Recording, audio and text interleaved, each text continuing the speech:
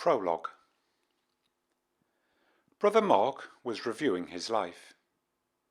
As part of the process, he had been asked to give an account of the visit to his old friend Jake, who was dying.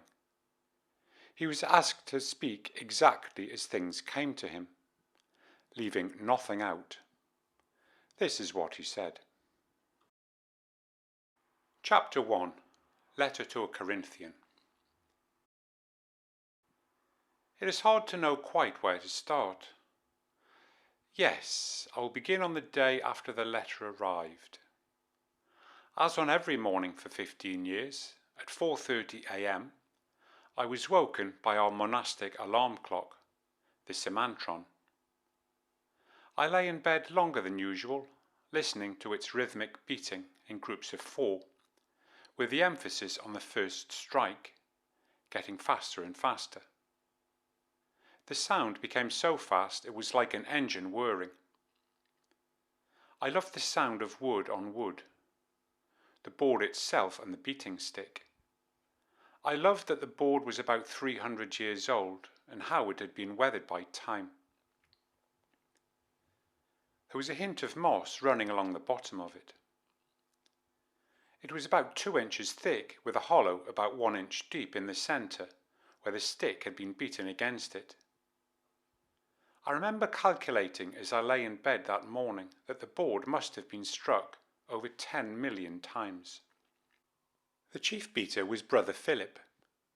He had been the drummer of a successful rock band in Australia and was now aged about 60. He was still a big strapping man with drummer's arms, always quick to laugh. He arrived at the monastery a few years before I did and took me under his wing. He always lent a sympathetic ear, although he refused to give advice, counting himself unworthy. I used to tell him things I was too nervous to say to the elder, who was so pure I didn't like to shock him with the worst of my thoughts. Brother Philip, on the other hand, was unshockable.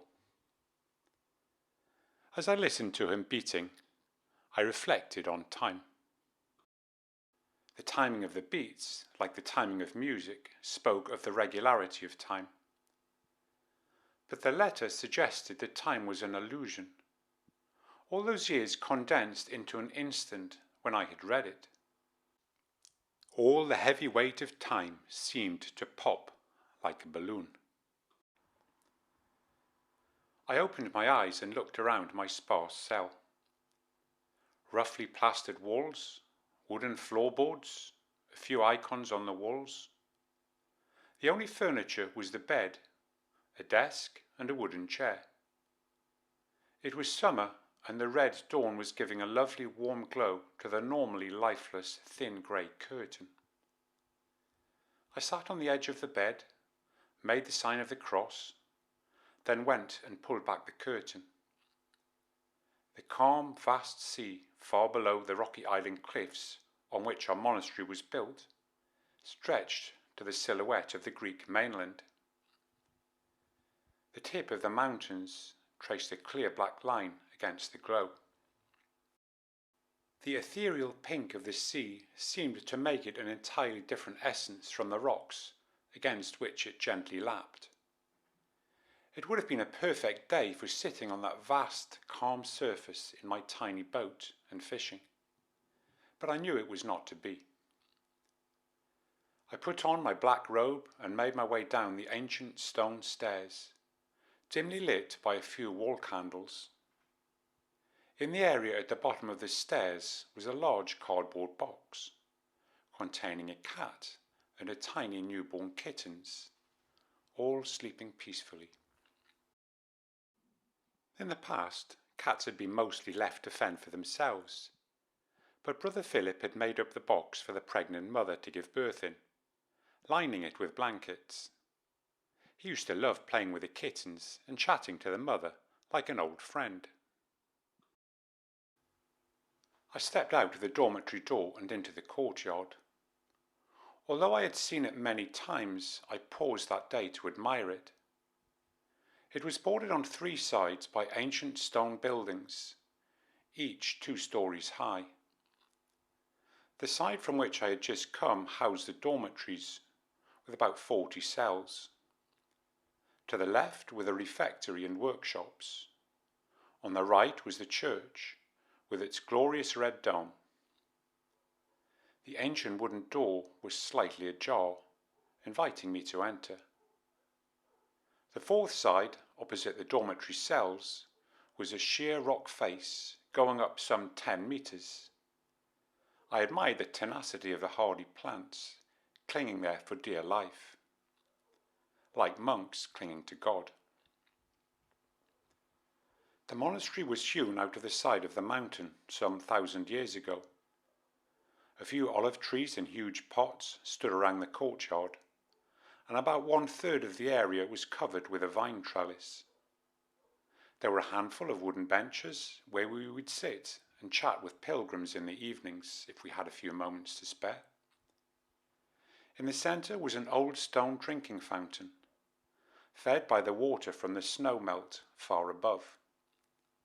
Sometimes at the end of a particularly hot summer the fountain would run dry, which made us appreciate the water all the more when it flowed.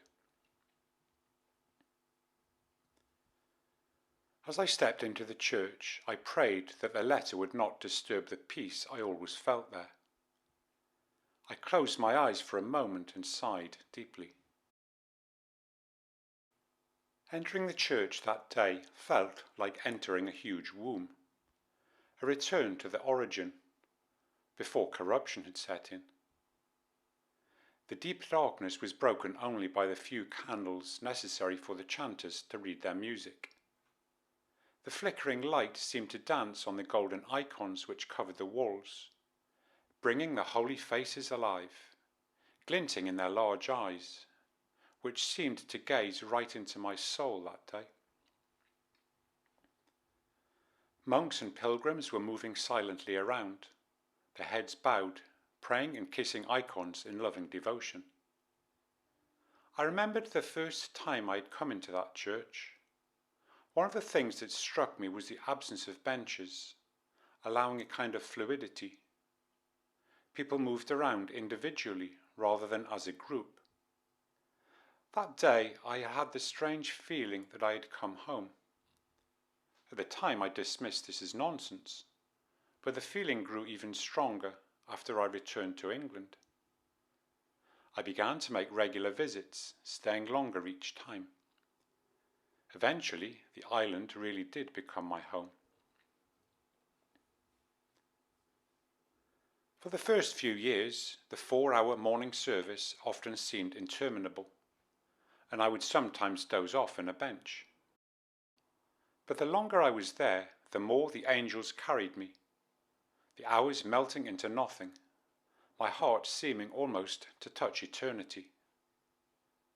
Sometimes I would feel tears of joy rolling down my cheeks, as the words of the gospel, sung with such beauty, were made present. My former life receded into a distant dream. Save for the letters I exchanged with my parents and a handful of friends, I had lost touch with my former self, the old man, as we monks called it. I stood at the back of the church, enjoying the chanting of the psalm, and was taken up by the words, "He satisfies you with good things, so your youth is renewed like an eagle." Some time later it was the reading of the epistle, and the chant echoed through the air. The reading is from the first letter of St. Paul to the Corinthians. "If I speak in the tongues of men and angels, but have not love, I am a noisy gong or a clanging cymbal. And if I have prophetic powers and understand all mysteries and knowledge, and if I have faith to move mountains, but have not love, I am nothing."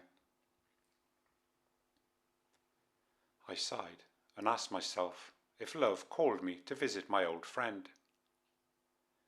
My dreams from the previous night came tumbling into my head. My old friends visiting the monastery, getting drunk and making a disturbance. The two worlds were jumbled up in the chaos of the dream.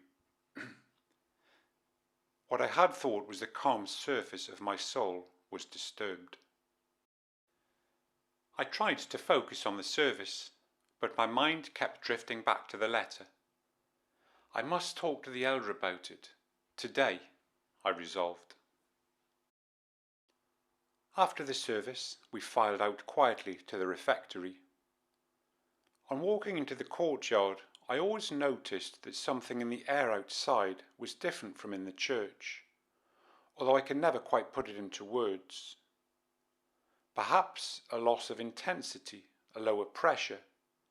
Reality was somehow thinner. Outside the church, I'm less connected with the people and the objects around me. The abbot blessed the food, and we sat down to eat. A hunk of bread with a few olives, some lentil stew, and cucumber.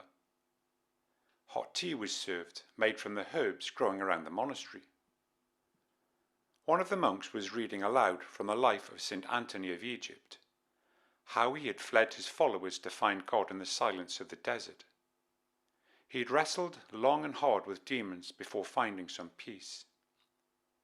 After some years they found him, shut up in an old fort, and broke the doors down to beg him for a few pearls of wisdom. St. Anthony preferred solitude, but out of love he eventually agreed. That ancient life seemed so remote to the modern world, but it was very much alive here on the island. I thought of the assortment of hermits living outside the monastery in tumble-down shacks and caves. One of them, my spiritual father. That day I paid special attention to the walls and ceiling of the refectory, exquisitely painted with biblical scenes. The expulsion of Adam and Eve from paradise, the exodus through the Red Sea, the baptism of Christ. The paint was flaking in parts, but the overall effect was stunning. The kingdom of heaven seemed very much at hand here. I remembered the time an official from UNESCO visited and declared the whole monastery to be priceless. The abbot chuckled. Right conclusion, wrong reason. This place is beyond price because it's a gateway to heaven, not because of the value of our art. Let them that have eyes see. As soon as breakfast was finished, I obtained the blessing of the abbot to visit my elder. I set off up the dusty, steep, narrow path, which had been hacked out of the cliffside. One would always cling tightly to the rope, roughly pinned to the cliff face. One false step and a man would have plunged onto the rocks far below. A few plants had made homes for themselves in the cracks. Tiny yellow flowers, spiky gorse, a few cacti. The sun was shimmering on the calm sea. Too bad I won't be able to go fishing, I mused again. After a mile or so along the cliffside, the path turns inland, and the scrubland gradually gives way to some woods. After another mile, one arrives at the small cast-iron fountain, fed from the same snow-melt water which goes to our monastery. I was hot, sticky and thirsty, and with relish put my mouth to the tap. Thanks be to God. I sat down on the rock and ran my hand over its surface, smoothly sculpted by the passage of time. I pulled the letter from my habit and began reading it again. It went something like this. Dear Mark, I've thought about you a lot since you disappeared from the Haymarket pub all those years ago. Do you remember the first time we went inside there? We escaped from old Mr. Moss's physics class that Friday afternoon. He used to fall asleep in the corner snoring. His name suited him, didn't it? I used to imagine moss growing on his ancient bald head. We made our way down to the Haymarket, where we used to stand outside, listening to the sounds blasting out of the jukebox. Led Zeppelin, Pink Floyd, Jimi Hendrix, Bob Dylan. A few bikers arrived who recognised us and offered to buy us a pint. So we went in, secretly excited but trying to act cool. We sat like kings on those tall bar stools with torn red leather covers, the Hells Angels buying us Newcastle Brown and telling us daft jokes and stories of their travels. The sun poured through the frosted old windows, and the clouds of cigarette smoke swirled in the light. The barmaid Janet knew that we were only 15. She always kept an eye on us and knew when to stop serving. The Hells Angels took us home on the back of those Harleys. The speed of those bikes scared the hell out of me. Tom dropped me at the bottom of my road so my dad wouldn't know. I don't think I've ever been happier than I was that day. What was it? A sense of belonging? A sense that we would live forever? A sense of freedom? And then I destroyed our friendship. Believe it or not, I still feel bad about stealing Tanya from you. Seems a bit pointless saying so after such a long time, but I'll say it anyway. I'm sorry. Another thing, I had this weird dream. I have no idea what it means, but you're in it. I wake up in this strange place. I suppose it's a kind of monastery. You put a white stone with special powers into my pocket. The dream, it was so vivid. I remember it like it was reality. I'm sorry, Mark. You need to come to Northumberland to see me.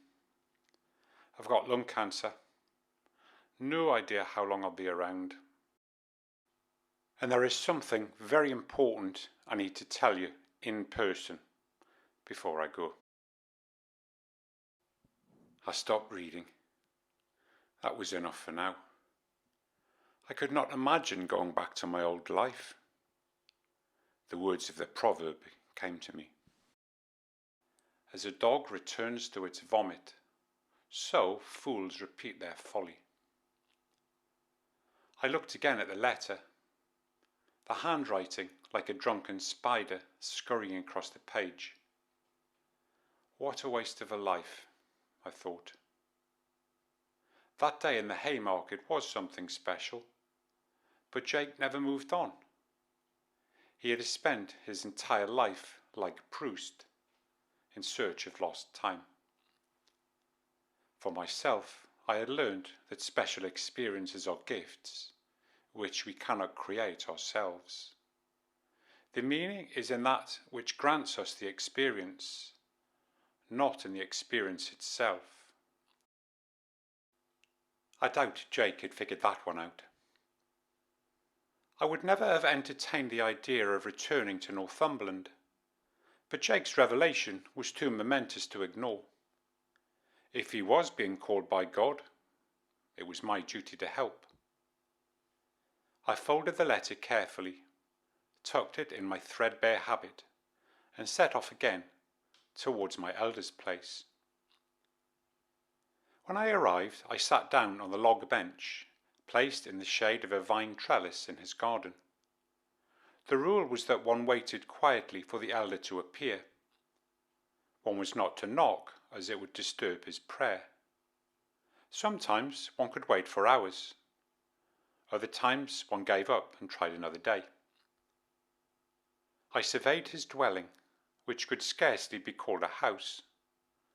A ramshackle construction of stones and wooden boards, with bits of corrugated iron bolted together as a roof.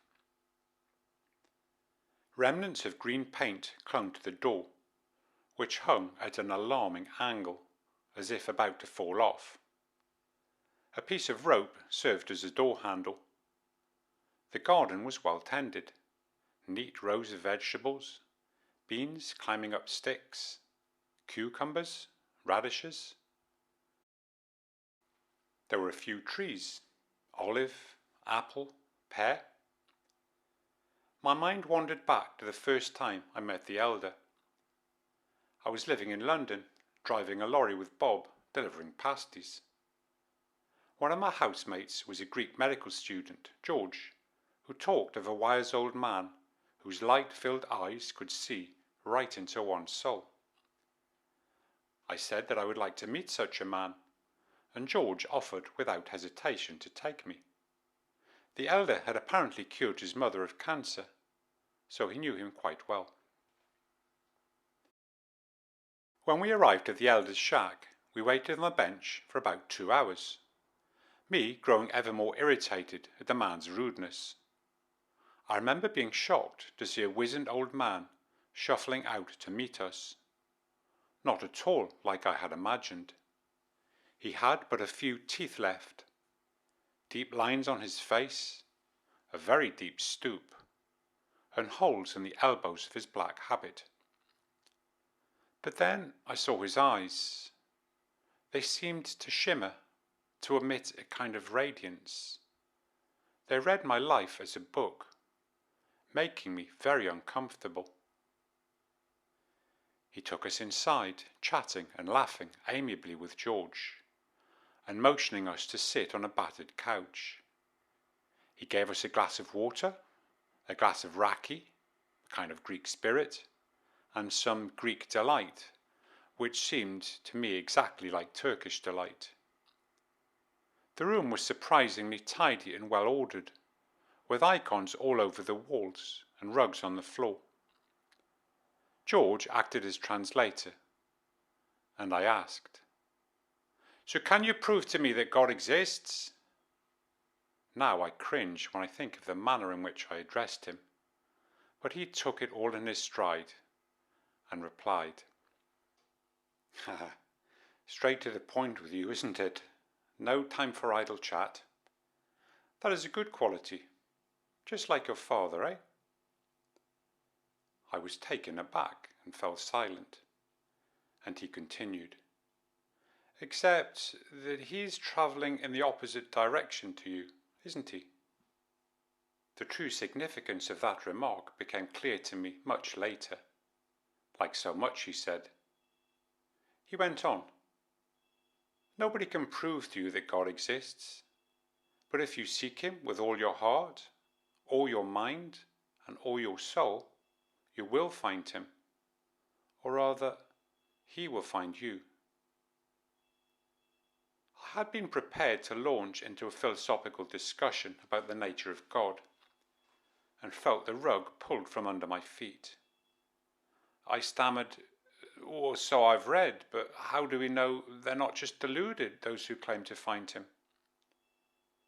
I received my reply in the elder's face. Whatever he was certainly not deluded. He had the unmistakable aura of truth. He just smiled knowingly and offered me some more Greek delight. George asked him something in Greek. As the two chatted, I began to notice a particular quality of silence and stillness here, pregnant with meaning, like something wonderful was about to appear. After giving us some time to enjoy the silence, the elder asked me a few questions about my family, and listened carefully to the replies, although I felt that he was listening to something deeper in me. After a while he stood up, motioned out of the small window to his vegetable garden, and mumbled something. He says you must water the plants," George translated. "It's his code for us to leave." As we headed back down the path, I realized that something had happened in the elder's hut. Something had woken up inside me, a new part of myself which I scarcely knew existed. Or maybe it was more like the various parts of me were rearranged. I turned to George and stammered, I felt something. It was, I don't know." "Yes," he smiled. "I know. You don't have to say anything." And here I was, many years on, through countless twists and turns, waiting to see the elder again. By that time I had become a spiritual son of his, and now came to see him about once a month. After an hour or so the elder emerged, and warmly beckoned me to enter. After exchanging a few words about the dry weather and the vegetables, I revealed the contents of my letter. The elder looked pained and sat in silence for some time. Then he looked right into my eyes, as he sometimes did when stressing a point of particular importance. "Ah, my son, one of the holy elders says that life is like a market. If you know how to trade wisely, you can make a profit from all things. So it is with a spiritual life. If you act with wisdom, all things can bring you closer to God." "But I'm sorry, Elder, I lack the wisdom. Please help me. I don't know whether to go to my friend. My life here is perfect.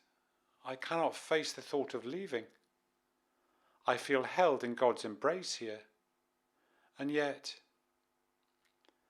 The elder got up to let his cat in through the window, and sat down with it on his lap. He rubbed its chin playfully.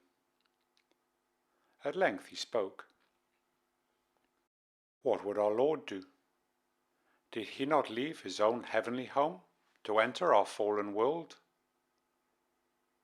In that instant, I knew I had to go to Jake. It was very simple. Immediately, my inner old man violently objected. "But I have so many duties at the moment. I don't think the abbot will release me." "If it is God's will, the abbot will grant it," came the reply. A multitude of other excuses for going tumbled into my mind, but I knew better than to bother listing them to the elder. The silence cemented the decision to go. Not that it had really been a decision. The only sound was the cat purring contentedly.